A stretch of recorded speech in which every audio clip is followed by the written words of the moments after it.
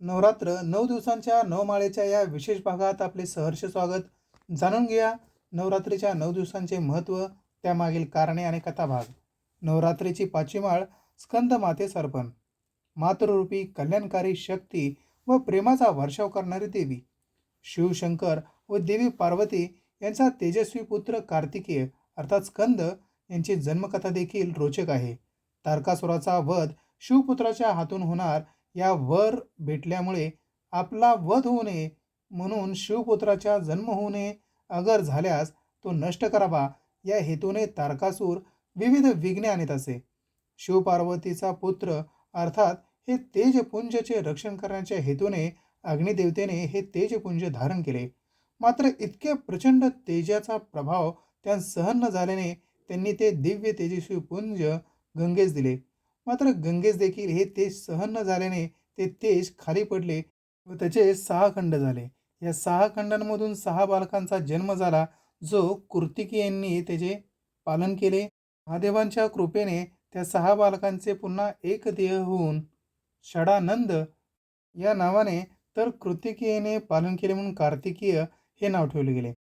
दक्षिण भारतामध्ये सुब्रमण्यम देवाचा सेनापती म्हणून देवसेनापती, मुरुगन याप्रमाणे त्यांची नावे आहेतच. देवाचा सेनापती होण्याचे जे गुण आहेत, जे तज्ज्ञ व प्रवीण आहे, मात्र त्यास त्या गोष्टीचा अभिमान नाही तर केवळ निरागसपणाच आहे, असे कुशल तज्ज्ञ अर्थात स्कंद. कृतिकांनी काही काळ कार्तिकेचे पालन केल्यानंतर कार्तिकेस पुन्हा शिवपार्वती यांकडे जड अंतकरणाने सोपविले. आपल्या प्रियपुत्राच्या आगमनाने पार्वतीने मोठ्या मायेने व मातृत्वाने पालन केले, त्यांना संस्कार व शक्ती प्रदान केली. सिंहासनागता नित्यं पद्माश्री तकर्वद्वया शुभ दास्तु सदा देवी स्कंदमाता यशस्विनी. या देवी सर्वभूतेषु मा स्कंदमाता रूपेण संस्थितः. नमस्तसे नमस्तसे नमस्तसे नमो नमः. बालरूपी स्कंदास वात्सल्याने आपल्या शुभ हस्तामध्ये घेतलेले असून सिंहासनावर आरूढ झालेली आहे. हातामध्ये कमळ धारण केलेले आहे, जी सर्व चरांचरांमध्ये चैतन्यरूपी शक्ती रूपाने वास्तव्य करते.